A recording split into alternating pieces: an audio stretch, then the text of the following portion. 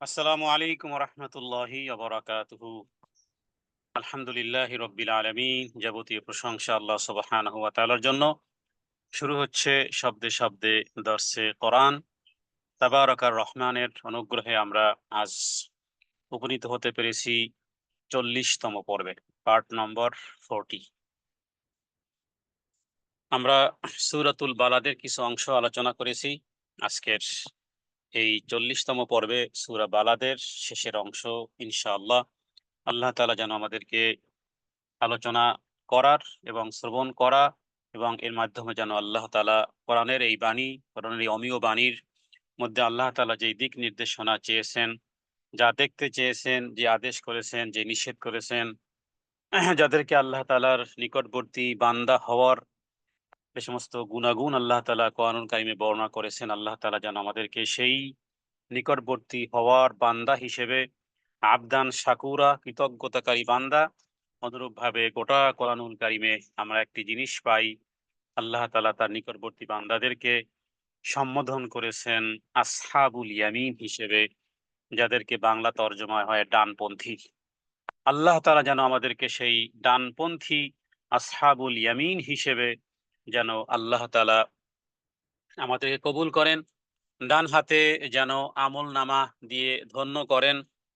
কারণ যাদের হাতে, ডান হাতে যাদেরকে আমল নামা দেওয়া হবে, এটা শুধুমাত্র অনলি ওয়ান ডান হাতেই আমল নামা দেয়া নয়।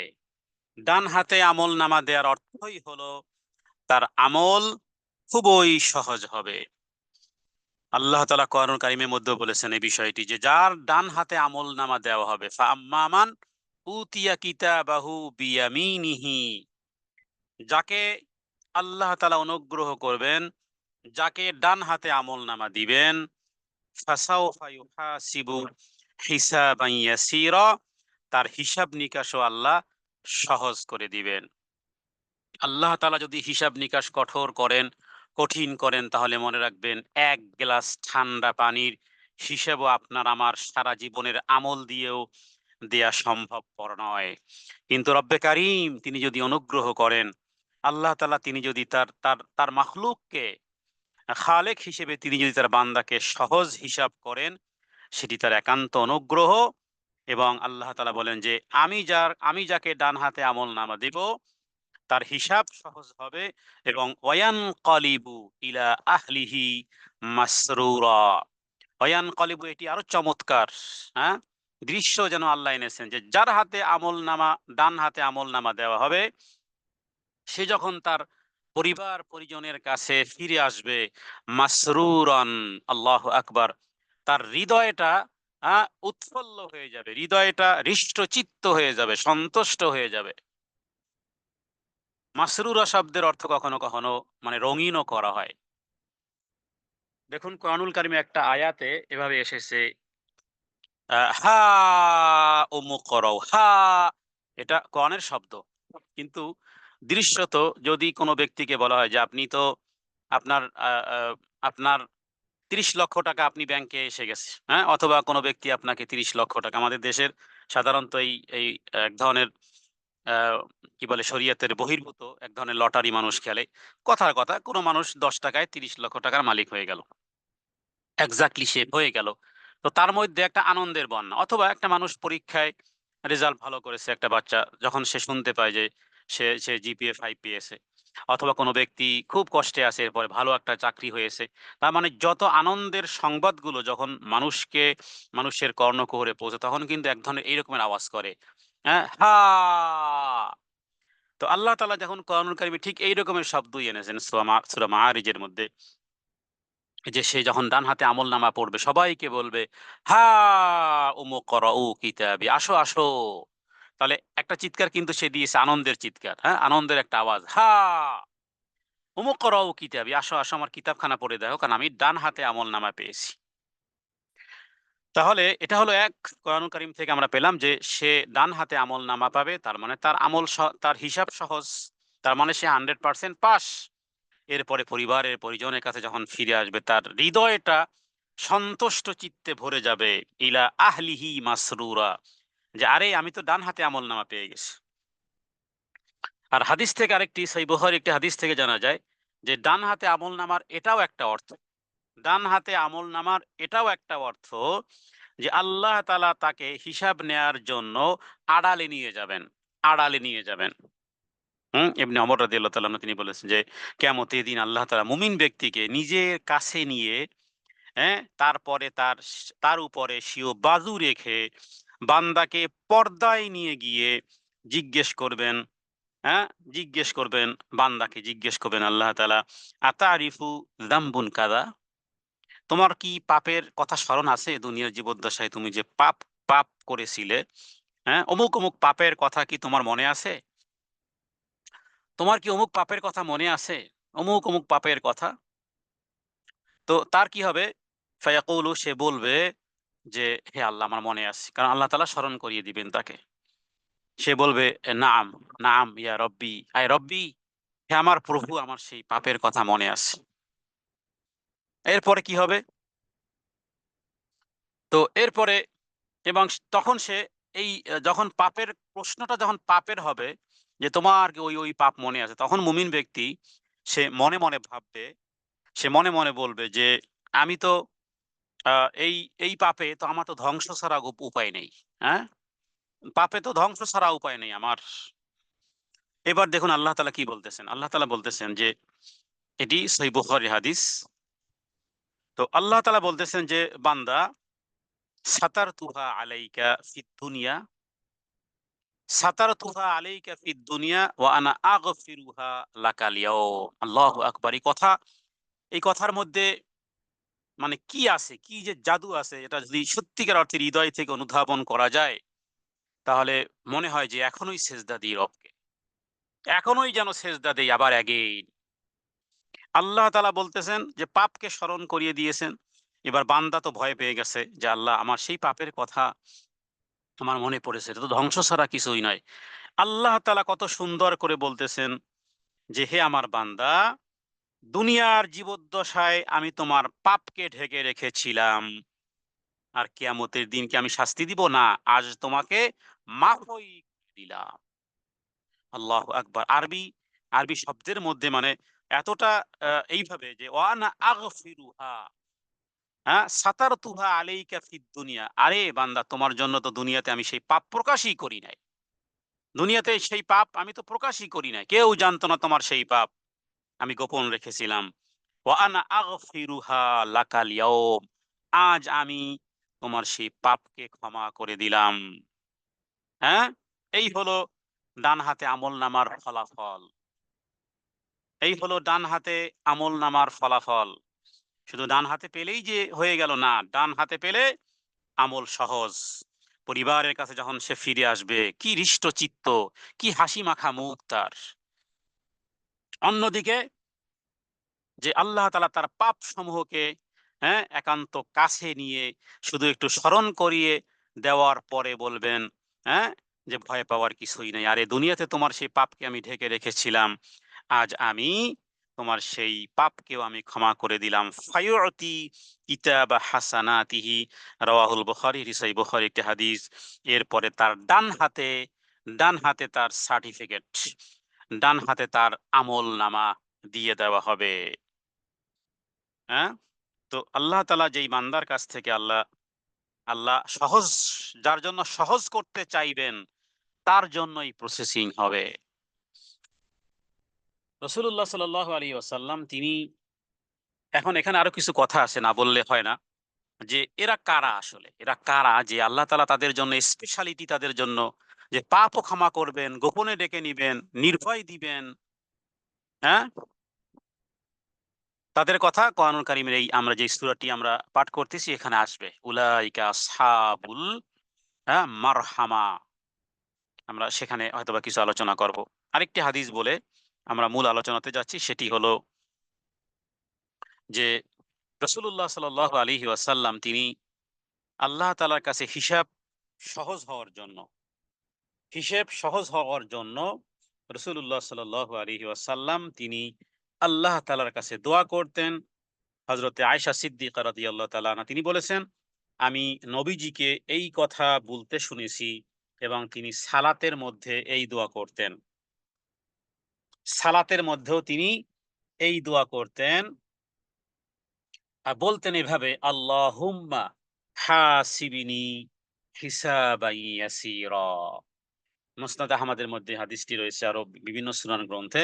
তাহলে এই দোয়াটি আমরা মুখস্থ করে নিতে পারি, আল্লাহুম্মা, হে আমার প্রভু, হাসিবিনি হিসাবান ইয়াসীরা, হে আল্লাহ তুমি আমার হিসাব কিয়ামতের দিন সহজ করে দিও। হযরত আয়েশা বলেন যে আমি জিজ্ঞেস করলাম, ইয়া রাসূলুল্লাহ, হিসাব সহজ হওয়ার অর্থটা কি? হে আল্লাহর নবী, সহজ হিসাব মানে কি, এর অর্থ কি, এর মিনিংস কি? তখন রাসূলুল্লাহ সাল্লাল্লাহু আলাইহি ওয়াসাল্লাম হযরতে আয়েশাকে ডেকে বললেন যে, হে আয়েশা, হিসাব সহজ হওয়ার বিষয়টি হলো এমন যে আল্লাহ তাআলা বান্দার আমল নামা শুধু দেখবেন আর কি করবেন? ক্ষমা করে দিবেন। দেখবেন আর ক্ষমা করে দিবেন। দেখবেন আর ক্ষমা করে দিবেন।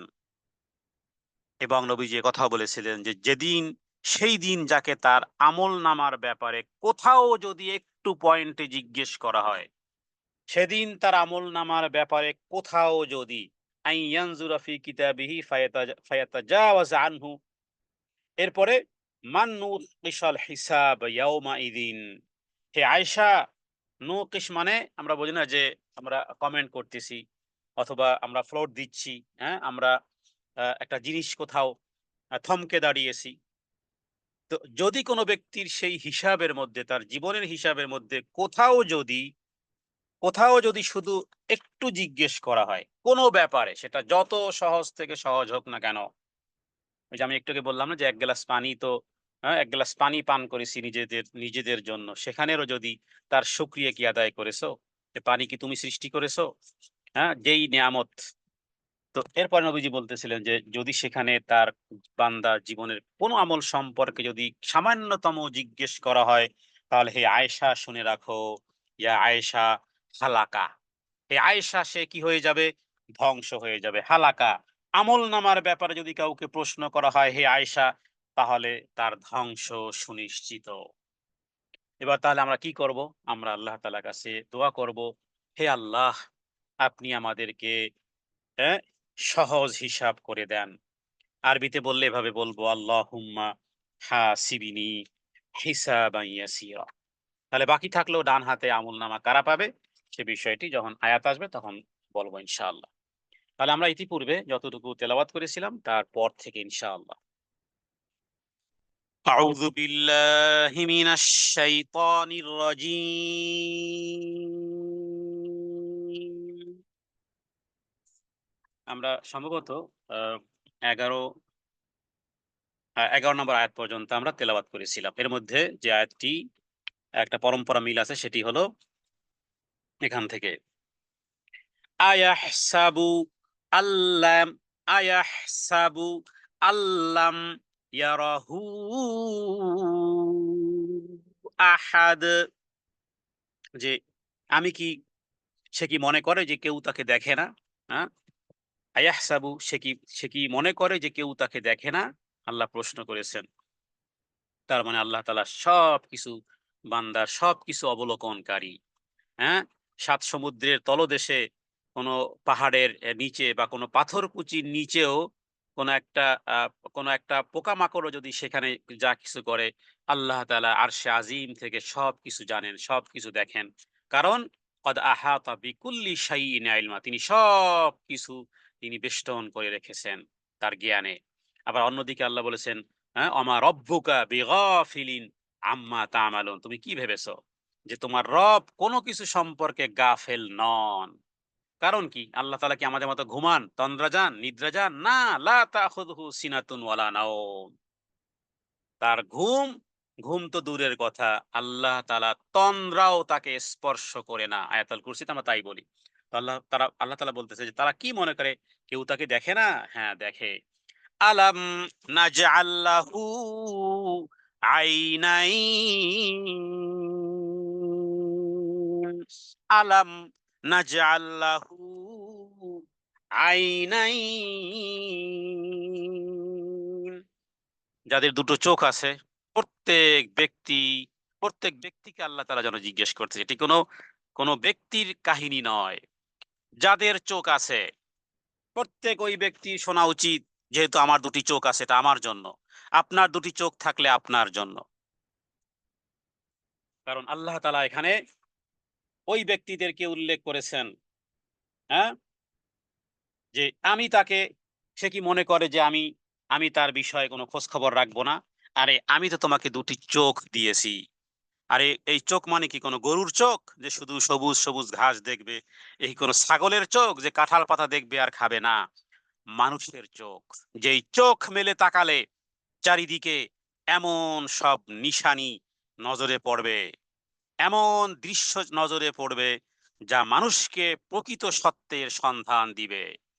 একটা ফুল বলেন, একটা ফল বলেন, একটা আনার বলেন, কখনো কি গবেষণা করেছেন? একটা পাতা কখনো নিয়েছেন? কিভাবে কিভাবে তিনি একটা পাতার মধ্যে কিভাবে শিরা উপশিরা গুঁড়ো দিয়ে, হ্যাঁ, কি সুন্দর করে, যেই কোনো গাছের একটা পাতা নেন না, একটা আনার নেন না, কি করে কি সুন্দর করে থরে থরে করে কোয়া কোয়া গুলো কিভাবে, মানে পৃথিবীর মাখলুকিয়াতের যেই কোনো একটা জিনিসকে আপনি নেন না কেন, একটা ছাগলের বাচ্চাকেই ধরে দেখেন, তাকিয়ে দেখেন তো, একটা বিড়ালের বাচ্চার দিকে তাকিয়ে দেখেন না যে কে তাকে এত সুন্দর করে সৃষ্টি করেছো?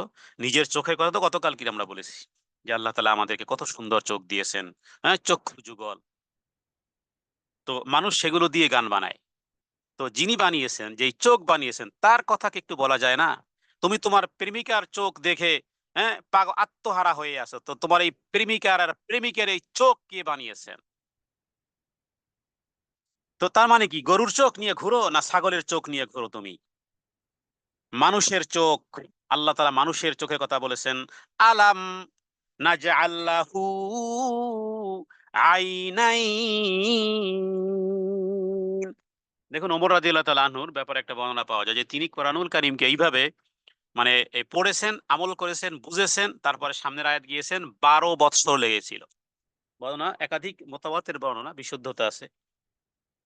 ওমর রাদিয়াল্লাহু তাআলা আনহু তিনি 12 বৎসর বসে কোরআনুল কারীম খতম করেছিলেন। আমরা তো রমজান মাসে মহিলারা এমনিতেই 20 খতম 30 খতম দিয়ে ফেলে। না, কোরআন পড়তে হবে এইভাবে শব্দে শব্দে, শব্দে শব্দে। কতবার পড়েছি আমরা কোরআনুল কারীম, কিন্তু কোথায় কি বলল আল্লাহ তাআলা? এই যে আপনার যারাই দু চোখ পেয়েছেন অথবা দুই চোখ অন্ধও যদি হয়, তবুও তো দুটি চোখের আকৃতি আছে। তো আল্লাহ তাআলা এখানে কি বলেছেন যে চোখ মেলে তাকালে আমার কত নিশানি নজরে পড়বে, প্রকৃত সত্যের সন্ধান দিবে, ভুল এবং নির্ভুল এবং সত্য মিথ্যার পার্থক্য বুঝিয়ে দেওয়ার জন্য কোনো মুফতি সাহেবের প্রয়োজন হবে না। এরপরে এরপর দ্বিতীয় কি? ওয়ালিসানাউ ওয়াশাফাতাইন, ওয়ালিসানাউ ওয়াশাফাতাইন, দুটি ঠোঁট দিয়েছেন। এরপরে জিহ্বা দিয়েছেন, জিহ্বা দিয়ে কথা বলি, মনের কত ভাব প্রকাশ করি, হ্যাঁ, আমাদের বুদ্ধিগুলো, আমাদের বিবেকগুলো, আমাদের চিন্তা শক্তি, হ্যাঁ, সেগুলো আমরা বা ভালো বা মন্দ বা চিন্তা ভাবনা করে আমরা কত কথা বলি। এর পিছনে আমাদের জিহ্বা আছে। হ্যাঁ, আমাদের ঠোঁট না থাকলে আমরা কোনোই খাবার খেতে পারতাম না। আল্লাহ তাআলা এই জিনিসের, মানুষের এই অঙ্গ প্রত্যঙ্গের এই নিখুঁত এই অবয়ব, এই সৌন্দর্য আল্লাহ তাআলা দেওয়ার পরে, এরপরে দেখুন আল্লাহ তাআলা কি বলেছেন পরবর্তী আয়াত। আলাম নাজআল্লাহু আইনাইন ওয়া লিসানান ওয়া শাফাতাইন, এরপরে ওয়াহাদাইনাহুন নাজদাইন। যেভাবে দুটি চোখ, চক্ষু যুগল দিয়েছি, ঠোঁট দিয়েছি, অনুরূপভাবে ঠিক এই রকমের কিন্তু ওয়াহাদাইনাহুন নাজদাইনও দিয়েছি। তার মানে আমি কিন্তু দুটি পথের দিশাও আমি সুস্পষ্ট করে দেখিয়েছি। দুটি পথ, ওয়াহাদাইনাহুন নাজদাইন, আমি তাকে দুটি সুস্পষ্ট পথও দেখিয়েছি। তাহলে আমরা চোখ পেলাম, হ্যাঁ, আমরা দুই ঠোঁট পেলাম, দুই চক্ষু যুগল পেলাম। এবার রবের কাছে এখান থেকে একটা দোয়াও করতে পারি, হে রব, যেভাবে করে তুমি আমাদের চক্ষু যুগল দিয়েছো, যেভাবে করে সুন্দর দুটি ঠোঁট দিয়েছো, ঠিক অনুরূপ ভাবে আমাদেরকে সঠিক পথের দিশাও তুমি দিয়ে দাও, সঠিক পথের দিশাও তুমি দিয়ে দাও। এটা রিকোয়ারমেন্ট, এটা মাতলুব হয়। হ্যাঁ, কে পায়নি দুই চোখ? আরে দুই চোখ না পেলেও কোনো সমস্যা নেই, ঠোঁট যদি নাও পাও তবুও সমস্যা নেই। দুনিয়ায় কি পেলে আর না পেলে, কারণ এই এই এই দুনিয়া ধ্বংসশীল। এবার রবের কাছে তো হেদায়েত তো চাইতে পারি, যেহেতু ওয়াহাদাইনাহুন নাজদাইন, দুটি পথ আমি দিয়েছি, দুটি পথ আমি পেয়েছি। হ্যাঁ, শ্রবণ শক্তি, দৃষ্টি শক্তি দেওয়া হয়েছে। পরে কোরআনুল কারিমে আল্লাহ তা অন্যত্র এভাবে বলেছেন যে আমি তো শ্রবণ শক্তিও দিলাম, দৃষ্টি শক্তিও দিলাম, পথও দিলাম। এবার কি করবে? শুকরগুজার হবে নাকি কুফরকারী হবে? অ্যাজ ইউ লাইক, করো, তোমার যা খুশি মন চায়। শ্রবণ শক্তি দিয়েছি, দৃষ্টি শক্তি দিয়েছি, হ্যাঁ, এবার তুমি শুকরগুজার হবে নাকি কুফরকারী হবে সেটা তুমিই জানো। সূরা দাহরের মধ্যে আল্লাহ কিন্তু এইভাবেই বলেছেন, ইম্মা শাকিরান ওয়া ইম্মা কাফুরান। ফালাকতাহামাল আকাবাহ ওয়া মা আদরাকা মাল আকাবাহ। এবার এক পথের কথা বলা হচ্ছে, একটি পথের কথা বলা হচ্ছে, যে এই পথটি দুর্গম। ফালাকতাহামাল আকাবাহ, ফালাক ফালাকতাহামাল আকাবাহ ওয়া মা আদরাকা মাল আকাবাহ। এখানে এই যে আকাবা শব্দটি, আপনারা যারা হজের ইতে গিয়েছেন তারা দেখেছেন যে আকাবা, জামরায়ে আকাবা মানে কি? সেখানে পাথর মারতে হয়। হ্যাঁ, ইতিপূর্বে, এখন তো সৌদি সরকার সেখানে কি বলে আপনার এই 4 তলা 5 তলা করে দিয়েছে। কিন্তু একটা সময় এখানে মানুষ, হাজী সাহেবরা যেত, এরপরে বহু হাজী সাহেব নিহত হতো। হ্যাঁ, পিছনের দিকে আপনারা গেলে দেখবেন যে 10 বছর বা 15 বছর আগে কিন্তু জামরায়ে আকাবায় এখানে যে পাথর নিক্ষেপ করতে গিয়ে হাজী সাহেবরা পদদলিত হতো। আর পদদলিত হয়ে তারা কি বলে মৃত্যুবরণ করতো। কারণ ওখানে একবার পড়ে গেলে আর উঠা সম্ভবপর নয়। যারা হজে গিয়েছেন তারা জানেন যে সিচুয়েশন কত ভয়াবহ সেখানে। এখনো আছে। এখনো অনেকে জামা, জুতা মানে পারলে মনে হয় শয়তানকে পেয়েছে। আসলে কি এটা শয়তান? এটা নবীর সুন্নাত পালন করতেছি আমরা। শয়তান দ্বারা উল্টো হাসবে। তো যেহেতু হজের সফর সামনে, বিষয়গুলো খেয়াল করবেন। হ্যাঁ, ওলামাদের কাছ থেকে জেনে নিবেন যে আসলে কোন ধরনের পাথর মারবেন। কি বড়, বড় চাক্কা পাথর মারবেন নাকি বুটের দানার মতন ছোট্ট, ছোট্ট পাথরগুলো মারবেন? তো আকাবা মানে গিরিপথ। পাহাড়ের উপর দিয়ে যে সমস্ত পথগুলো থাকে, সেই সমস্ত পথগুলোকে বলা হয় আকাবাহ। তো কোন কঠিন এবং পরিশ্রম কাজে নিযুক্ত করাকেও আকাবা বলা হয়। বা পর্বত শৃঙ্গে যাবার জন্য পাহাড়ের মধ্য দিয়ে যেই দুর্গম পথ থাকে, সেটাকে, সেই দুর্গম পথ অতিক্রম করাকে বলা হয় আকাবাহ। তার মানে আমি দুটি পথ দেখিয়েছি, একটি গেছে উপরের দিকে, উপরের পথটা মানে আকাবা, সেটা জান্নাতের দিকে। সেখানে যেতে হলে বান্দা খুব কষ্ট পরিশ্রম করতে হবে এবং সে পথটি বড়ই দুর্গম। তবে ইল্লা কালিলুম মিন ইবাদিয়াশ শাকুর, আল্লাহ যদি কাউকে সহজ করে দেন। তাহলে শব্দের অর্থ হলো যে আকাবা মানে বন্ধুর গিরিপথ, ইকতাহামা মানে অবলম্বন করা, ফালা কিন্তু না। তার মানে সে, মানুষকে যে সমস্ত গুণ, বৈশিষ্ট্য, মেধা দেওয়া সত্ত্বেও সে ধর্মের দুর্গম পথে প্রবেশ করে না। তার মানে কি? ধর্মকর্ম পালন করতে হলে কষ্ট করতে হবে। এটা এক ধরনের এট এটা এক ধরনের এটা এক ধরনের গিরিপথ। এটা এক ধরনের গিরিপথ। তবে আল্লাহ তাআলা কেউ যদি অভ্যাস করে নেয় যে 24 আওয়ার্স আমি রাসূলুল্লাহ সাল্লাল্লাহু আলাইহি ওয়াসাল্লামের সুন্নাহ মোতাবেক জীবনযাপন করব। আপনি বেশি না, মাত্র 40 দিন প্র্যাকটিস করেন। একেবারে ফজর থেকে নিয়ে শুরু করে একেবারে পরবর্তী ঘুমানোর আগ মুহূর্ত পর্যন্ত একটা সুন্নতি জীবনের একটা রুটিন আপনি বানিয়ে নেন। ঘুমের আগে ওযু করেন, ঘুমের সময় দোয়া পড়েন। হ্যাঁ? কারণ ঘুমটাও আমার ইবাদত। আমি ৮-১০ ঘন্টা যদি ঘুমাই, আমি তো ইবাদত থেকে যেন বঞ্চিত না হই। এটা যেন আমার সওয়াবের খাতায় লেখা হয়। সুন্নাহ অনুযায়ী ঘুমান, ওযু করে ঘুমান। হ্যাঁ? ফেরেশতারা আপনার জন্য দোয়া করতে থাকবে। ফেরেশতাদের দোয়া পেতে চান? ওযু সহকারে ঘুমান। আয়তা শয়তানের প্ররোচনা থেকে মুক্তি পেতে চান? তাহলে আয়াতুল কুরসি পড়ে ঘুমান। হ্যাঁ? নবীজি যেই এই সুন্নতে যে দোয়াগুলো পড়তেন, বলতেন, আল্লাহুম্মা কিনি আযাবাক ইয়াওমা তুবআসু ইবাদাক। হ্যাঁ? যে আল্লাহ, এই যে ঘুমাতে গেলাম, হতে পারে এটাই আমার জীবনের শেষ ঘুম। আর এই ঘুম যেদিন জাগ্রত হবে, হতে পারে সেটা হাসরের ময়দান। এই যে ঘুমাতে গেলাম, বালিশেতে মাথা রাখলাম, আমি আবার উঠবো, এই করব, সেই করব। হ্যাঁ? কোন দলিল আছে? দলিল নেই। হতে পারে এটাই আমার শেষ ঘুম। মানে এই ঘুম, এদিকে আমি ঘুমালাম আজকের বালিশে মাথা দিয়ে। আর যেদিন উঠবো, হতে পারে সেদিন কিয়ামত। এইজন্য নবীজি এভাবে করে বলতেন, আল্লাহুম্মা কিনি, হে আল্লাহ জাহান্নামের আগুন থেকে মুক্তি দেন, আযাব থেকে তিনি মানে মুক্ত দেন, আযাবাক, আপনার সমস্ত আযাব থেকে আপনি মুক্তি দিয়েন, ইয়াউমা তুবাসু ইবাদাক, যেদিন আপনি বান্দাদেরকে কিয়ামতের দিন উঠাবেন। কারণ হতে পারে এই ঘুমের এপার, হ্যাঁ, ব্রিজের এপার আর ওপার, হ্যাঁ, পদ্মা সেতুর এপার আর ওপার, এপারে ঢাকা আর ওপারে এই বুড়িগঙ্গার ওপার, হ্যাঁ, তো সেতু এরকমের, এদিকে ঘুম, ওদিকে যখন আমার ঘুম জাগ্রত হবে সেদিন হতে পারে কিয়ামত, সেদিন হতে পারে তুবাসু ইবাদাক, যেদিন বান্দাদেরকে আল্লাহ উঠাবেন।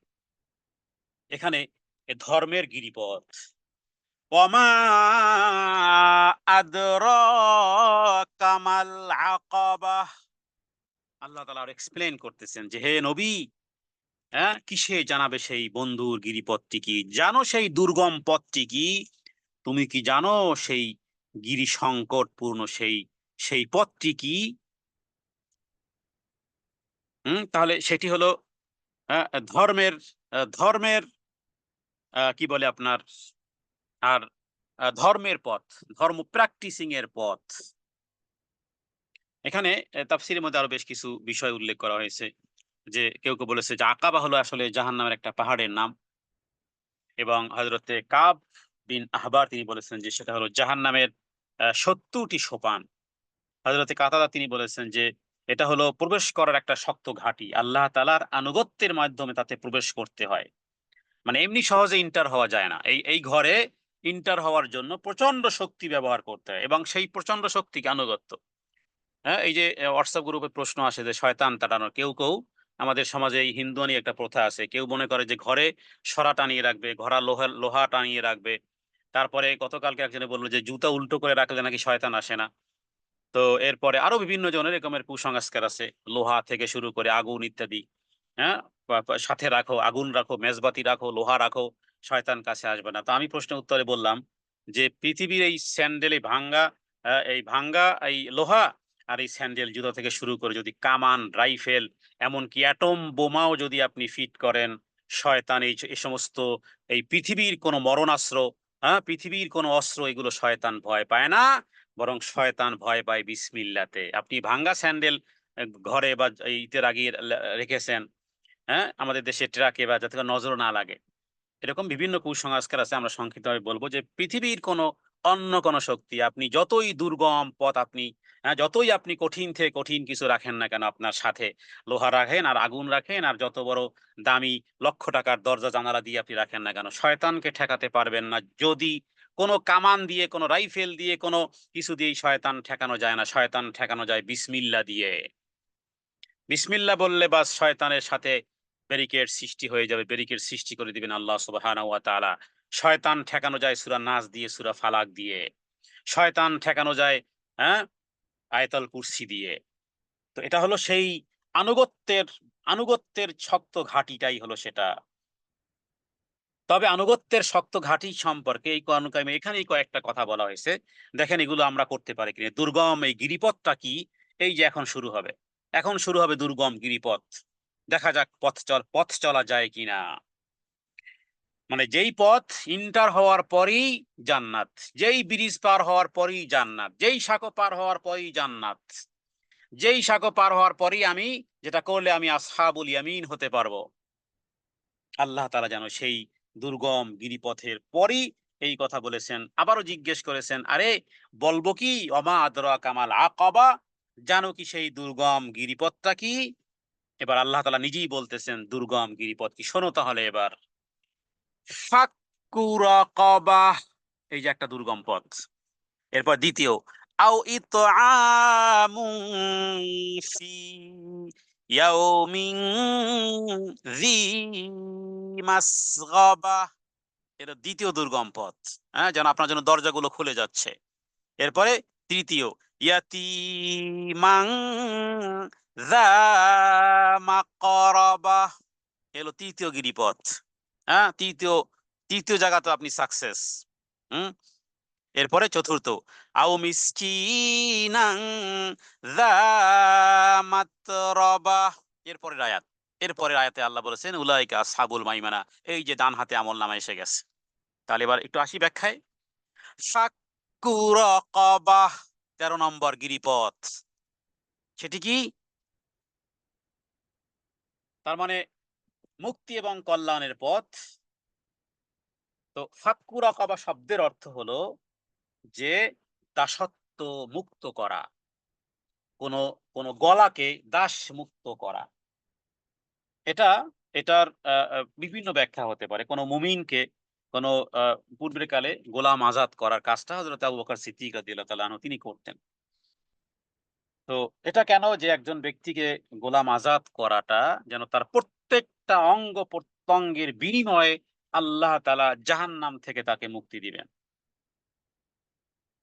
তো সাহাবায়ে কেরাম কোরআনুল কারীমের এই আয়াতগুলো শোনার পরে আ বলা হয়েছে যে সাহাবায়ে কেরাম তারা তাদের অর্থগুলো, হ্যাঁ? এমনকি সহিহ মুসলিম একটা হাদিসে রয়েছে যে কোন গোলামকে ১০,০০০ দেরহাম, দেরহাম মানে স্বর্ণমুদ্রা। আর যখন দিনার বলা হবে, দিনার এবং দেরহাম ওই সময়কালে যে ১০,০০০ দিরহাম পর্যন্ত ক্রয় করে তাদেরকে খরিদ করতেন।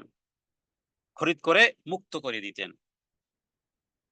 এবং আ হযরত আবু বকর সিদ্দিক রাদিয়াল্লাহু তাআলা আনহু তিনি মক্কাতেও এই কাজ করতেন। তার বাবা একদিন আবু কুহাফা জিজ্ঞেস করল যে, "আবু বকর, এই যে গরিব, অসহায়, কালো, কুৎসিত আফ্রিকান দাস মানে বিভিন্ন এই যে গরিব কারণ খাব্বাব, খোবায়েব, এরপরে হযরতে বেলাল এদেরকে সবাই তো আবু কুহাফা বলতেছিল, "তুমি একটা যুবক শ্রেণীকে বা কোনো এই রকমের দেখতে শুনতে এরকমের ব্যক্তিদেরকে যদি তুমি গোলাম আজাদ করো তাহলে সে তো তোমার দলই থাকতো।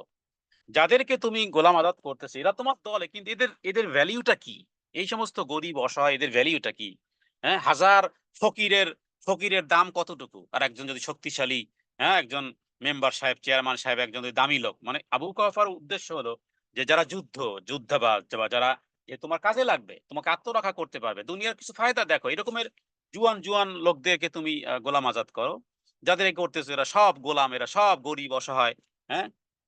তো এরপরে আবু বকর বলেছিলেন যে, "আমি তো আল্লাহর সন্তুষ্টির জন্য এই কাজ করতেছি। আমার বাহিনী বৃদ্ধি হবে ইত্যাদির ক্ষেত্রে নয়।"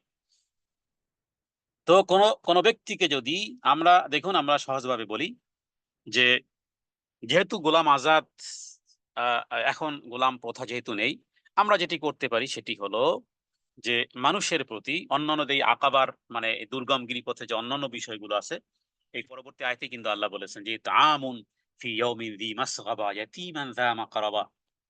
তাছাড়াও আরো বেশ কিছু বিষয় আছে যে কিছু আমল আছে যে আমলগুলো দাসমুক্তির সওয়াব লেখা হবে। দাসমুক্তি করার যেই সওয়াব যেমন লা ইলাহা ইল্লাল্লাহু ওয়াহদাহু লা শারীকা লাহু লাহুল মুলকু ওয়া লাহুল হামদু ওয়া হুয়া আলা কুল্লি শাইইন কদির যদি মাগরিবের পরে ১০ বার পড়েন, ফজরের পরে ১০ বার পড়েন তাহলে দাসমুক্তির সওয়াব আছে। আবার মুসনাদ আহমদের বেশ কিছু হাদিস রয়েছে যে রাসূলুল্লাহ সাল্লাল্লাহু আলাইহি ওয়াসাল্লাম বলেছেন যে ব্যক্তি আল্লাহর জিকিরের উদ্দেশ্যে মসজিদ বানায়, আল্লাহ তাআলা তার জন্য জান্নাতে ঘর বানিয়ে দিবেন। আবার যেই ব্যক্তি কোন মুসলমানকে মুক্ত করে, আল্লাহ তাআলা তাকে ওই ফিদিয়া হিসেবে তাকে জাহান্নামের আগুন থেকে তাকে মুক্ত করে দিবেন। তো এভাবে করে ওই জাতীয় কাজ আমরা করতে পারি। তাহলে এখানে আমরা এই গিরিপথের বিষয়গুলো পাইতেছি কি? ফাক্কু রাকাবাহ এখানে মুক্ত করে দেওয়া, দাস মুক্ত করে দেওয়া। আচ্ছা এরপরে দ্বিতীয় কি? আও ইতআমুন ফি ইয়াউমিন যী মাসগাবা অথবা ইতআমুন মানে খাবার, খাদ্য দেওয়া। অনাহারের অনাহার আ অনাহারে অর্ধাহারে যারা আছে ইতআম খাবার প্রদান করা। আও ইতআমুন ফি ইয়াউমিন যী মাসগাবাহ তাহলে ফাক্কু রাকাবা মানে কি পেলাম? ফাক্কু মানে ফাক্কা ইয়াফিকু মানে মুক্ত করে দেওয়া। রাকাবা মানে গর্দান থেকে মানে দাস মুক্তকরণ। আচ্ছা অথবা ইতআমুন খানা খাওয়ানো।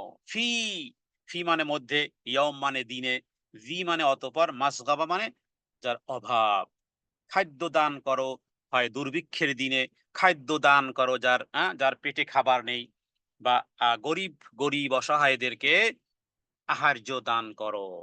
এটা হলো ইতআমুন ফি ইয়াউমিন যী মাসগাবা। এটি হলো দ্বিতীয় দুর্গম পথ। এই দুর্গম পথগুলো আপনাকে আমাকে অতিক্রম করতে হবে। এটা হলো দুর্গম পথ। এরপরে তৃতীয় দুর্গম পথ। ইয়াতীমান যা মাকরাবা ইয়াতীমান যা মাকরাবাহ। ইয়াতীমান মানে ইয়াতীম মানে ইয়াতীম, আর যা মানে ওয়ালা, মাকরাবা মানে নিকটতম, ইয়াতীম আত্মীয় স্বজনকে, পিতৃহীন আত্মীয়কে, অসহায় আত্মীয়দেরকে। এগুলো এমন এমন এমন এমন কঠিন কাজ, এগুলোকে দুর্গম দুর্গম গিরিপথ বলা হয়েছে আসহাবুল ইয়ামিন হওয়ার জন্য অথবা জান্নাত লাভের জন্য। ঈমান শর্ত, ঈমান তো শর্ত থাকবেই, কারণ এই জাতীয় কর্মকাণ্ড বিধর্মীরাও করে অনেকে, তাদের কথা এখানে বলা হচ্ছে না। ঈমান, ঈমান বিল্লাহর পরে এই জাতীয় কর্মকাণ্ড নিয়ে চলতে হবে আপনার। রাসূলুল্লাহ সাল্লাল্লাহু আলাইহি সাল্লাম সারা জীবন এগুলোর মধ্যেই ছিলেন, মক্কার জীবনেও ছিল, মদিনার জীবনেও ছিল। এমনকি কোনো গরিব সাহাবায়ে কেরাম নবীজি আশেপাশে থাকতো, মানুষ যারা একটু ধনাঢ্য শ্রেণী তারা বলতো যে তোমার কাছে কিভাবে যাব? সবসময় গরিব আর অসহায় যাদের শরীর থেকে দুর্গন্ধ আসে, হ্যাঁ? অন্ধ কানা, এদেরই এরাই থাকে তোমাদের পাশে। হ্যাঁ? আব্দুল্লাহ ইবনে উম্মে মাকতুম, অন্ধ সাহাবী, সূরা আবাসার মধ্যে আপনারা সেই ইতিহাস পাবেন। হ্যাঁ? তো নবীজি কিছুটা ভাবলেন যে আচ্ছা ঠিক আছে, যদি ওরা দিন ধর্ম যদি গ্রহণ করতে চায়, তো নবীজি কিছুটা এই জাতীয় এই অন্ধ সাহাবী তাকে বলেছিলেন যে ঠিক আছে তুমি কিছুটা দূরে থাকো। হ্যাঁ? মানে কিছু প্রশ্ন ছিল। নবীজির উদ্দেশ্য ছিল আমি তোমার প্রশ্নের উত্তর দেব, একটু অপেক্ষা করো, যেহেতু আরবের সর্দাররা এসেছে তাদের সাথে একটু সময় দেই। আল্লাহ তাআলা এই কর্মটাকে ধমকের সুরে বলেছেন, আবাসা ওয়া তাওয়াল্লা আন জাআহুল আমা ওয়া মা ইউদরিকা লাআল্লাহু ইয়াযাক্কা আও ইয়াযাক্কারু ফাতানফাহু যিকরা আম্মা মান ইস্তাগনা ফাআনতা লাহু তাসাদ্দা ওয়া মা আলাইকা আল্লা ইয়াযাক্কা। আল্লাহু আকবার। রাসূলুল্লাহ সাল্লাল্লাহু আলাইহি ওয়াসাল্লামকে যে পবিত্র হতে আসে তাকে আপনি সময় দেন। ওই মহা ওই মনিব টাইপের ওই কি বলে আপনার এই বড়লোক, হ্যাঁ? অথবা যারা সর্দার, যারা গরিবদেরকে যারা নাক সিটকায়, গরিব দেখলে যারা নাক সিটকায়, এদের শরীরে দুর্গন্ধ, এরা গরিব, এরা অন্ধ, এরা অসহায়, এদেরকে যারা একই মজলিসে বসতে যারা চায় না, মনে রাখতে হবে তাহলে তার শরীরে রোগ আছে, তার অন্তরে রোগ আছে।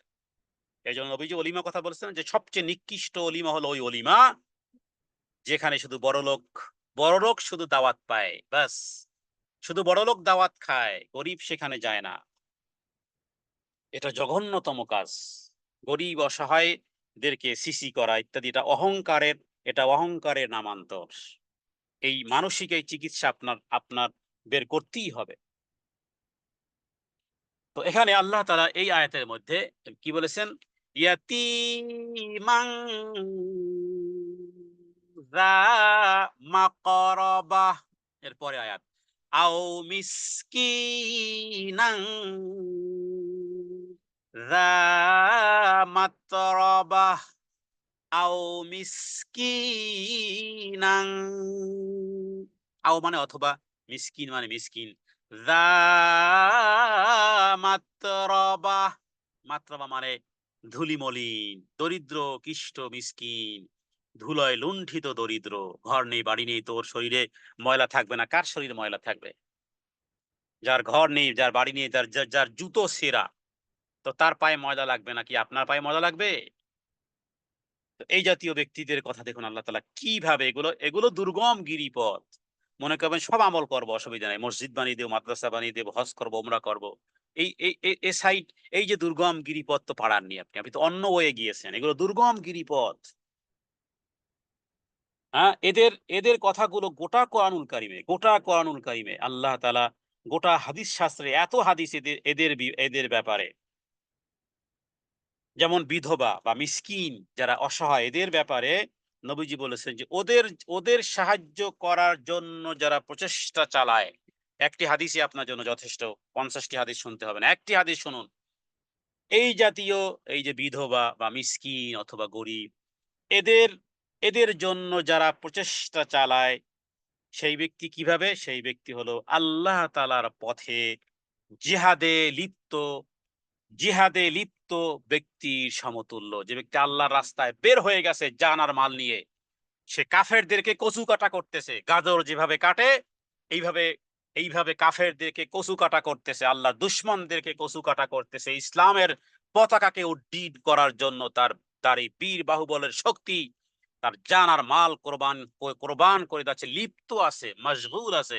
এমন নয় যে সে অপেক্ষা করতেছে, না, যুদ্ধের ময়দানে চরম মুহূর্তে সে মুসলমানদের পক্ষে ইসলামের কথাকে সুউচ্চ করার জন্য কালিমাতুল্লাহিয়াল উলিয়া, ইসলামের পতাকাকে উড্ডীন করার জন্য সে এই গাজরের মতন এইভাবে করে কাফেরদেরকে করতেছে। এই ব্যক্তির মতন হলো এই ব্যক্তি যে বিধবা আসাই আলাল আরমিলাতি ওয়াল মিসকিন কাসাই ফি সাবিলিল্লাহ, বিধবা অসহায় মিসকিনদের সাহায্যার্থে যে ব্যক্তি প্রচেষ্টা চালায় সে হলো ওই ব্যক্তির ন্যায় কামাসালি, হ্যাঁ, কাসাই কাসাই ফি সাবিলিল্লাহ, সে যেন আল্লাহর পথে জিহাদে লিপ্ত ব্যক্তির সমতুল্য। আর এই হাদিস যেই সাহাবী বর্ণনা করেছেন সেই সাহাবী হযরতে আবু হুরায়রা রাদিয়াল্লাহু তাআলা আনহু, তিনি এভাবে বলেছেন যে আমার মনে হচ্ছে সম্ভবত রাসূলুল্লাহ সাল্লাল্লাহু আলাইহি ওয়াসাল্লাম এই কথাও বলেছিলেন যে সে হলো ঠিক সেই ব্যক্তির মতো যে কন্টিনিউ সারা রাত নামাজে রত আছে। এই হাদিস বুখারী মুসলিমে আছে। তাহলে দেখুন অবস্থাগুলো কি, যে নবীজি হয়তোবা এটাও বলেছিলেন যে এই যে অসহায় মিসকিনদের জন্য সাহায্যার্থ ব্যক্তি, এরা হলো ঠিক সেই ব্যক্তির মতো যে ব্যক্তি সারা রাত সালাতে রত আছে এবং নিরবিচ্ছিন্নভাবে এই ঘুমিয়ে হেলান দিয়ে এই চা কফি খেয়ে নয়, কন্টিনিউ সে সালাত আদায় করে যাচ্ছে, নিরবিচ্ছিন্নভাবে সালাত আদায় করে যাচ্ছে, আরাম করতেছে না। কে আছে এমন যেভাবে করতে পারবে না? আর অন্যদিকে হযরত আবু হুরায়রা বলতেছেন এবং সেই রোজাদারদের মতো যে অনবরত পুরো বৎসর রোজা রাখতেছে, কখনো রোজা ভাঙ্গে না। এবার এই হাদিস কি বুঝেছেন আপনি? এটা কখনো কি এক্সপ্লেইন করা সম্ভব বলেন?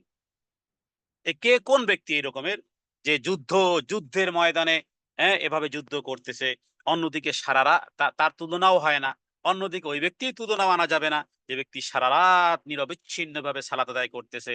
আচ্ছা, ওই ব্যক্তিকে ওই ব্যক্তি সমান হবে না যেই ব্যক্তি অনবরত রোজা রেখে যাচ্ছে, কখনোই রোজা ভাঙ্গে না। হাদিস বুখারী বা মুসলিমের। অতএব ইয়াতীমান যা মাকরাবা, ইয়াতীমান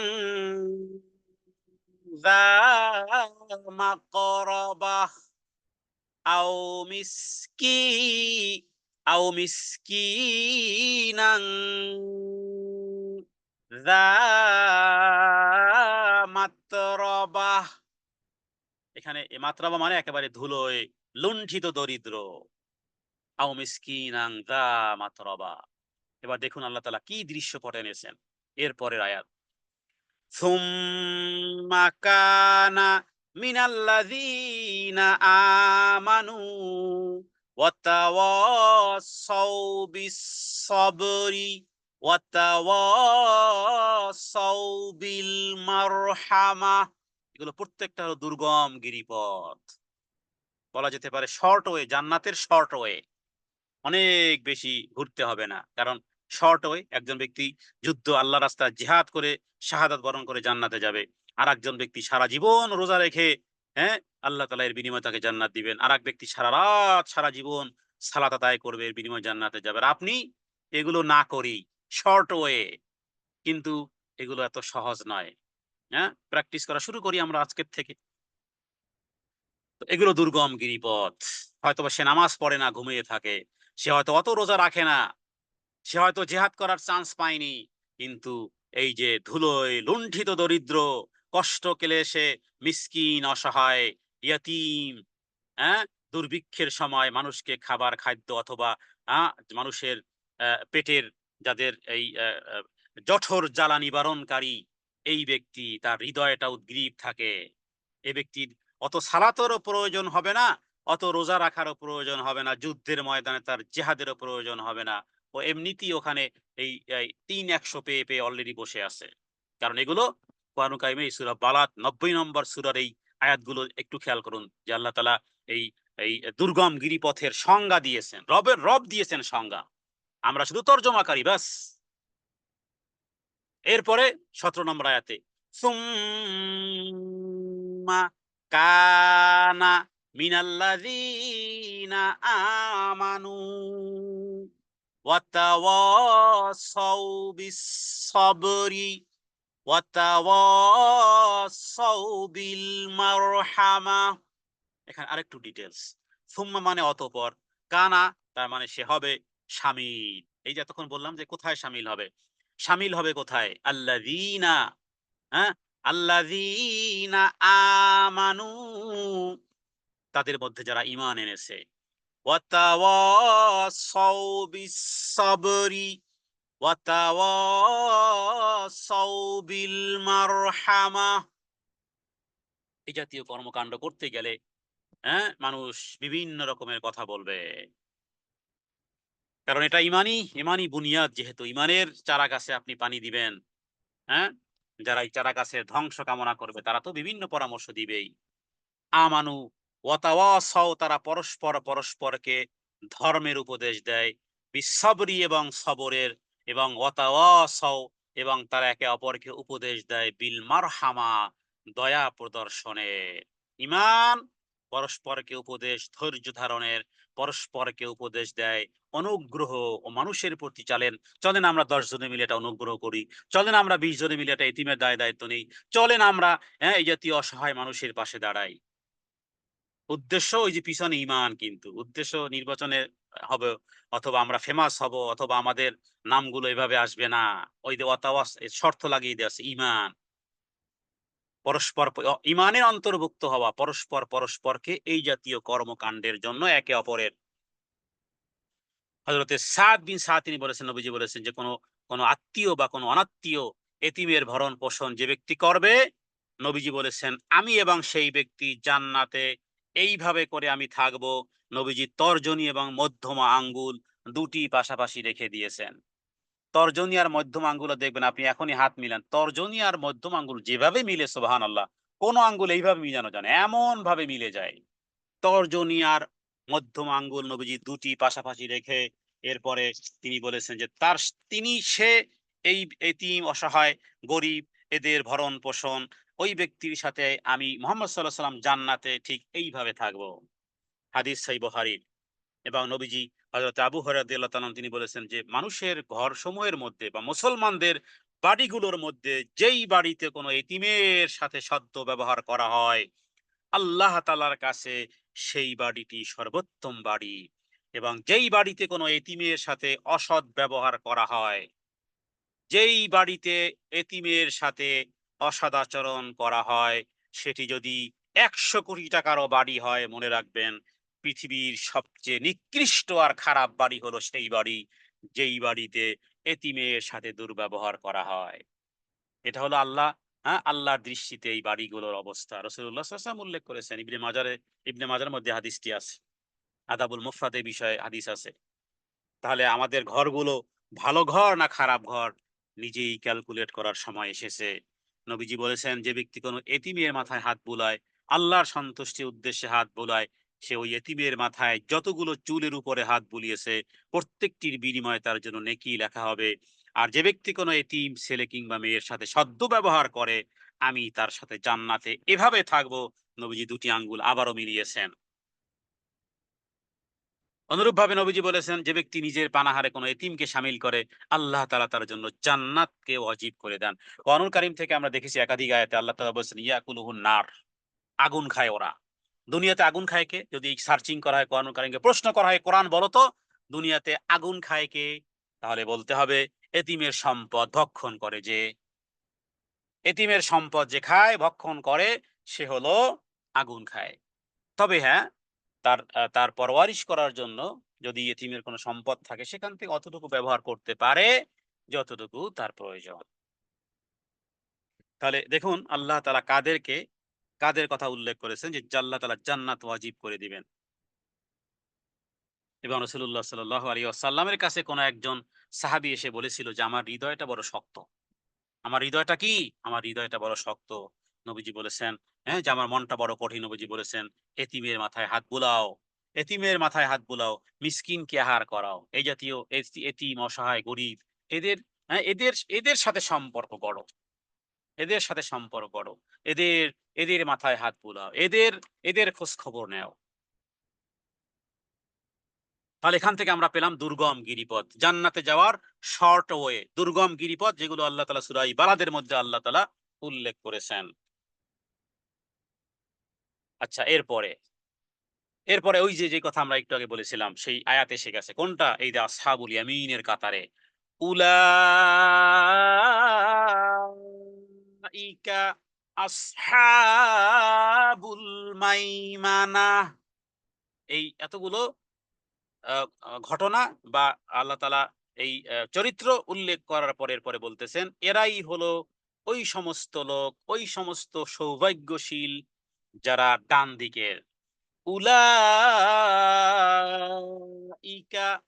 আসহাবুল মাইমানা।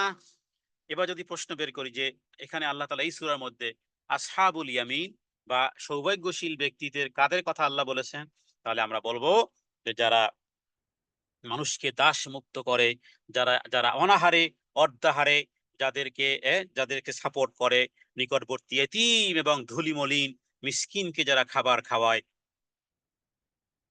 তারপরে পরস্পর পরস্পরকে সবরের কথা বলে, হ্যাঁ, পরস্পর পরস্পরকে ধৈর্যের কথা বলে ইত্যাদি, উপদেশ দেয় ধৈর্য ধারণের, দয়া দাক্ষিণ্যের ইত্যাদি, হ্যাঁ, দয়া প্রদর্শনের উপদেশ তারা দেয়, কঠোর হতে নিষেধ করে। এদেরকে আল্লাহ এবার বলেছেন যে এরা হলো ওই সমস্ত লোক, উলাইকা ওই সব, আসহাব মানে লোক, মাইমানা মানে ডান দিকের লোক, এরা হলো আসহাবুল মাইমানা, এরা হলো ওই জাতীয় লোক যাদেরকে আল্লাহ তাআলা ডান ডান দিকে, যারা ডান হাতে যাদেরকে আল্লাহ তাআলা আমল নামা দিবেন।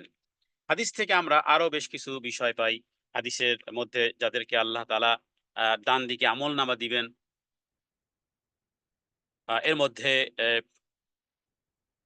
ওই সমস্ত ব্যক্তিদেরকে যারা অভাবীদেরকে ঋণ পরিশোধ করার ব্যাপারে সুযোগ দেয়।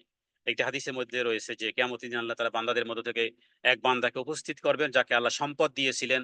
আল্লাহ তাকে জিজ্ঞেস করবে যে তুমি পৃথিবীতে কি কাজ করেছিলে? সে বলবো, যদিও আল্লাহ তাআলার নিকট অস্পষ্ট নয়, সে বলবে, হে আল্লাহ, আপনি আমাকে যে সম্পদ দিয়েছিলেন আমি ওই মাল লোকদের নিকট বিক্রি করতাম, আবার লোকদেরকে ছাড় দেয়া আমার অভ্যাস ছিল। এরপরে আমি আমার সম্পদশালী, আল্লাহ তাআলা তুমি আমাকে যতটুকু সম্পদ দিয়েছিলে সেগুলো আমি সহজভাবে লেনদেন করতাম, সহজভাবে। আর কি করতাম? অভাবীদেরকে ঋণ পরিশোধ করার ব্যাপারে সুযোগ দিতাম। অভাবীদেরকে ঋণ পরিশোধ করার সুযোগ দিতাম। এবার এই হাদিস সহিহ মুসলিমে এই হাদিসটি রয়েছে। আল্লাহ তাআলা কি বলবেন শুনুন। ফাকাল আল্লাহু আযজা ওয়া জাল্লা আনা আহাক্কু বিযা মিনকা তাজাওয়াজু আন আবদি। আল্লাহ তাআলা বলতেছেন এবার যে, হে বান্দা, ছাড় দেওয়ার ব্যাপারে আরে তোমার চেয়ে তো আমি অধিক হকদার। অতএব তোমরা আমার এই বান্দাকে ছাড় দাও। উকবা বিন আমির রাদিয়াল্লাহু তাআলা, আবু মাসউদ রাদিয়াল্লাহু আনসারী থেকে, হ্যাঁ, একাধিক সাহাবায়ে কেরাম থেকে তারা বলেছেন যে আমরা রাসূলুল্লাহ সাল্লাল্লাহু আলাইহি ওয়াসাল্লামকে এইভাবে বলতে শুনেছি।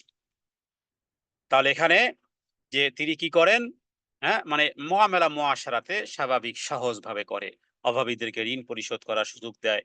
তো আল্লাহ তাআলা বলতেছে তুমি বান্দাদের ব্যাপারে তুমি ছাড় দাও, তাই না? তো তোমার চেয়ে তো আমি আরো বেশি ছাড় দেওয়া।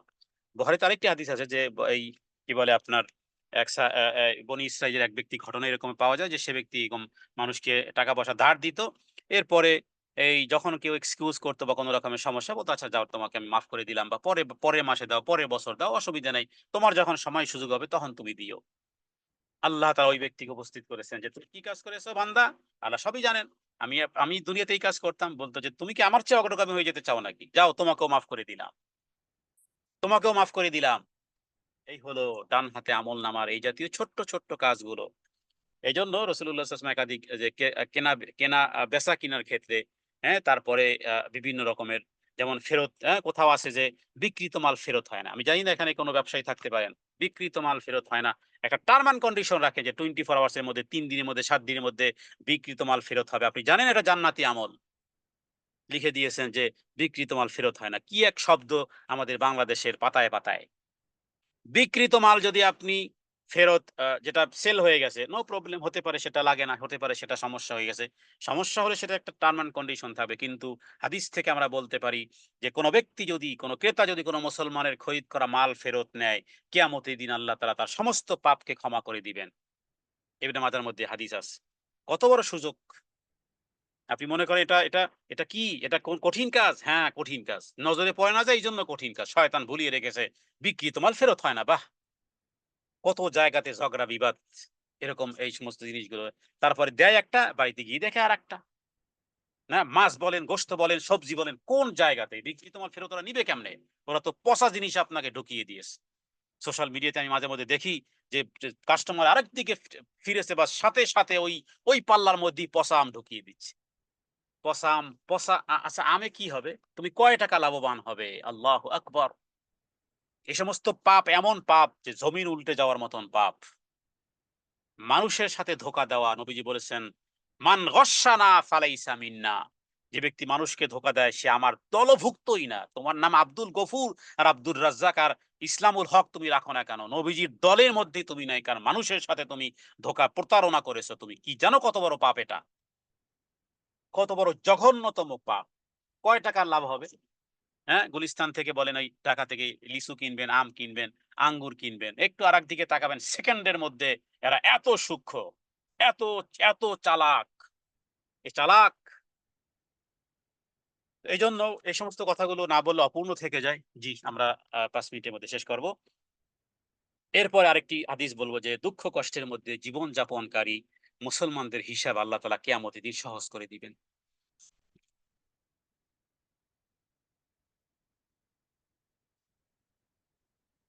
দুনিয়ার জীবন যাদের চলে না, দুনিয়ার দুঃখ কষ্ট আল্লাহ তাআলা আর এগেইন তাদেরকে আর কষ্ট দিবেন না কিয়ামতের দিন।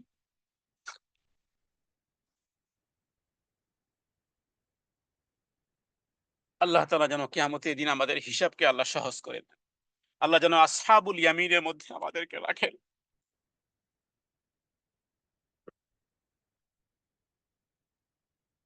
এর পরের আয়াত।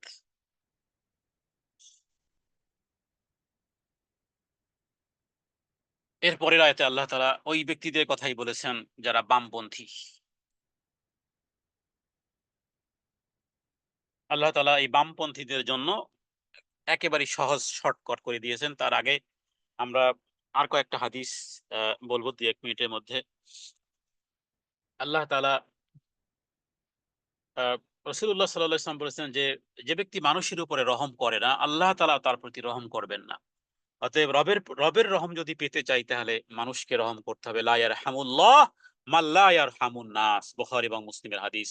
যে ব্যক্তি মানুষের প্রতি দয়া পরবশ হয় না, তুমি দয়া পাবে কিভাবে কিয়ামতের দিন? তার সৃষ্টির প্রতি তোমার দয়া হয় নাই। আর তার রহম তুমি এখন এসেছো। মৃত্যুর পরে তার রহম পেতে চাও। এইজন্য আমরা বলব যে কোন ব্যক্তি মৃত্যু হওয়ার পরে তার এই কথা বলা উচিত না, মাগফুর বলা উচিত না। আমরা বলি মরহুম। মরহুম মানে কি জানেন? মরহুম মানে আপনার উপরে আপনার মানে খবরদারি করা। মরহুম মানে যাকে ক্ষমা করা হয়েছে। তোমার কাছে কোন সার্টিফিকেট এসেছে? তুমি একজন মৃত্যু ব্যক্তিকে মরহুম বলে উপাধি দেওয়ার কে?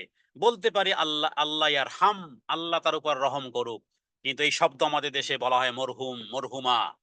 মরহুম মানে আল্লাহ তাআলা তার উপরে ক্ষমা করে ফেলেছেন, যেন একেবারে 100% হয়ে গেছে, বিধায় আপনি মরহুম, মরহুমা বলতেছেন না। শব্দ পাল্টাতে হবে। জানা নেই হতে পারে কোন পাপ, হতে পারে তিনি, হতে পারে আমরা ভালো ধারণা রাখবো, ঠিক আছে। কিন্তু এটার অর্থ এটা নয় যে আমরা এমন কোন শব্দ প্রয়োগ করবো যে মনে হয় যেন জান্নাতের সার্টিফিকেট যেভাবে কাউকে দেয়া যায় না, অনুরূপভাবে মরহুম, মরহুমাও না বলে বলবো আল্লাহ ইয়ারহাম, আল্লাহ তাকে ক্ষমা করুক, আল্লাহ তার উপর রহম করুক, এইভাবে বলা যেতে পারে। মরহুম, মরহুমা নয়। কারণ মরহুম মানেই হলো যে যার উপরে রহম করা হয়ে গেছে অলরেডি। হ্যাঁ? এখানে নবীজি কি বলতেছেন? লা ইয়ারহামুল্লাহ, আল্লাহ রহম করবেন না। মান লা ইয়ারহামুন নাস, যে মানুষের উপর রহম করে না। এরপর আব্দুল্লাহ ইবনে আমর তিনি বলেছেন, আবু দাউদ, তিরমিজি, নাসাই থেকে, আর রাহিমুন ইয়ারহামুহুমুর রহমান। রহমকারীদের প্রতি আল্লাহ রহম করবেন। ইরহামু মান ফিল আরদি, পৃথিবীবাসীর উপর রহম করো। ইয়ারহামুকুম মান ফিস সামায়ে, আকাশবাসী তাহলে মানে আকাশবাসী মানে আল্লাহ তাআলা তার উপরে রহম করবেন।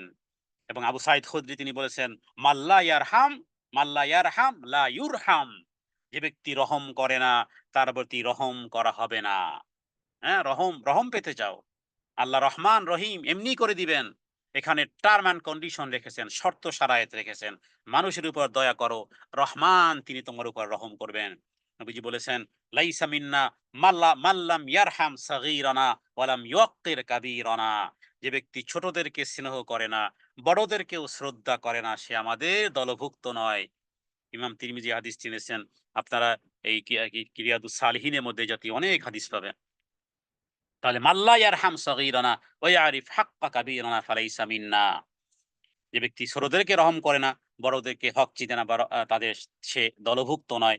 আর সর্বশেষ হাদিসটি বলবো, সেটি হলো হযরতে আবু হুরায়রা রাদিয়াল্লাহু তাআলা আনহু, তিনি বলেছেন যে পৃথিবীতে পৃথিবীতে মানুষের হৃদয় থেকে, যার হৃদয় থেকে রহম তুলে নেওয়া হয়, রহম তুলে নেওয়া হয় একমাত্র সাকী ব্যতীত, হতভাগ্য ব্যতীত, নিকৃষ্ট ব্যতীত, নিকৃষ্ট ব্যক্তি ব্যতীত কারো হৃদয় থেকে রহম তুলে নেওয়া হয় না। কিছু কিছু ব্যক্তি আছে নির্মম, হ্যাঁ, নির্মম, মানুষকে সে কোথায় মারবে, কি করবে না করবে কোনো কিছুই বিষয় না। তা আপনার হত্যা করা তার জন্য কিছুই বিষয় না। মানুষের মধ্যে এই নিকৃষ্ট। অনুরূপভাবে রাসূলুল্লাহ সাল্লাল্লাহু আলাইহি ওয়াসাল্লাম বলেছেন, যে ব্যক্তি প্রত্যেক আত্মীয়, প্রত্যেক মুসলিমের জন্য দয়াদ্র হয়, কোমল প্রাণ হয়, হ্যাঁ, তোমরা মুমিনদের পরস্পরের প্রতি রহম হও, ভালোবাসা বৃদ্ধি করো, সহানুভূতির ব্যাপারে যেন কি হবে, হ্যাঁ, তারাল মুমিনিনা ওয়া তারাহুমিহিম ওয়া তাওয়াদ্দুহুম ওয়া তাআতুফিহিম কামাসালিল জাসাদি ইযা ইশতাকা উযবুন তুদা লাহু সাইরুল জাসাদি বিসসাহরি ওয়াল হুম্মা। ওই যে পা ব্যথা হলে চোখ কাঁদে, হ্যাঁ? আবার ওই যে হাসিনা আপা বলেন যে আবার চোখকে আবার হাত মুছে দেয়। হ্যাঁ? এক কঠিন উদাহরণ সত্যি। গোটা দেহে গোটা দেহ মুমিনের জন্য একটি অঙ্গের মতন। কোনো কষ্ট অনুভূত হলে সারা দেহ তাতে নিদ্রাহীনতা এবং জ্বরে আক্রান্ত হয়। হ্যাঁ? লেগেছে পায়ে আঘাত, কিন্তু চোখ পানি বর্ষণ করে। হ্যাঁ? যেভাবে করে যে দাঁতের মধ্যে দেখবেন কোনো কিছু লেগে থাকলে, দাঁতের মধ্যে কাঁটা আটকে গেছে। দেখবেন সারারাত জিহ্বাটা ওখানে বারবার চেষ্টা করে কাঁটাটাকে কিভাবে ছুটানো যায়। দাঁতের মধ্যে কোনো গোশত খেয়েছেন, গোশত দাঁতের মধ্যে লেগে গেছে। জিহ্বাটা বারবার ওখানে যাচ্ছে। বারবার চেষ্টা করতেছে জিহ্বাটা, যাতে করে, হ্যাঁ, আপনার দাঁতকে, হ্যাঁ, এই আঁশমুক্ত করা যায়। আল মুসলিমু আখুল মুসলিম। মুসলমান মুসলমানের ভাই, তার উপর জুলুম করে না, সাহায্য করতেও বিরত হয় না। যে ব্যক্তি নিজের কোনো ভাইয়ের প্রয়োজন লেগে থাকবে, আল্লাহ তাআলা তার প্রয়োজন মিটিয়ে দিবেন। যে ব্যক্তি কোনো মুসলমানের কোনো বিপদ থেকে উদ্ধার করবে, আল্লাহ তাআলা কিয়ামতের দিন তার বিপদ থেকে তাকে উদ্ধার করবেন। এবং যে ব্যক্তি কোনো মুসলমানের দোষ ত্রুটি গোপন করবে, আল্লাহ তাআলা কিয়ামতের দিনও তার দোষ ত্রুটি গোপন রাখবেন। এর পরের আয়াত, যেহেতু আসহাবুল শিমাল মানে বামপন্থীদের ব্যাপারে মাত্র ২ টি আয়াত। এরপরে আয়াত হলো والذين كفروا بآياتنا هم أصحاب المشأمة। আর যাদেরকে কিয়ামতের দিন বাম হাতে আমলনামা দেওয়া হবে, তার মানে বাম হাত মানেই হলো হতভাগ্য। তারাই হলো তারা হলো কারা? যারা আমার এই সমস্ত আদেশগুলোকে, আয়াতগুলোকে, হ্যাঁ, তুচ্ছ-তাচ্ছিল্য অথবা এগুলো কেয়ারই করে না। আরে রাখো, গরিব গরিব মিসকিনের কেচ্ছা কাহিনী রাখো। হ্যাঁ? তার নজর শুধু উপরের দিকে। অমুকের মিটিং, তমুকের মিটিং, অমুকের সাথে, হ্যাঁ? বড় ব্যক্তির কাছে গেলে কিভাবে পোজ দেয় ছবির। কোন বন্ধুকে বলি যে, "কি রে দোস্ত, কোন গরিব মিসকিনের সাথে দেখলাম না ছবি উঠাইতে। ফটোশপে অথবা এই যে কি বলে আপনার স্ক্রিনশট, হ্যাঁ? বা এই যে সেলফি। সেলফিতে কোন গরিবের সাথে, অসহায়ের সাথে দেখি না। বড়, বড় লোকদের সাথে, তোমার দৃষ্টিতে যারা এদের সাথে সেলফি তোলো। তো কখনো ফকির মিসকিনের সাথে সেলফি তোলো?" তো আল্লাহ তাআলা এদের কথা বলেছেন, এরা হলো বাম দিকের পথ। যারা আমার এই সমস্ত বিষয়কে যারা অস্বীকার করে, তারাই হলো বামপন্থী, তারাই হলো হতভাগা। এদের জন্য তেমন আর কিছুই নেই। আলাইহিম নারুম মুসাদা। এদের জন্য আছে অবরুদ্ধ আগুন। সূরা শেষ। আলাইহিম না নারুম মুসাদা। দুঃখিত।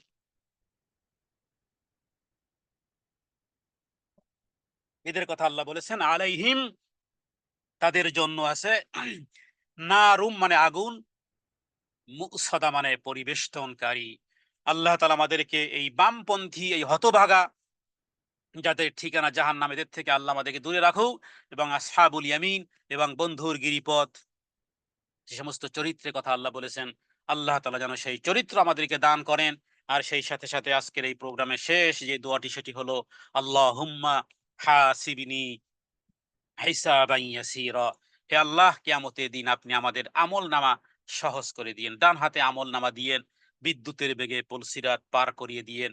আপনার সন্তুষ্টির জান্নাতুল ফেরদাউস হে রব, তোমার কাছে একটা ঘর দিও। হে আল্লাহ, এক নারীর দোয়া তুমি কবুল করেছো।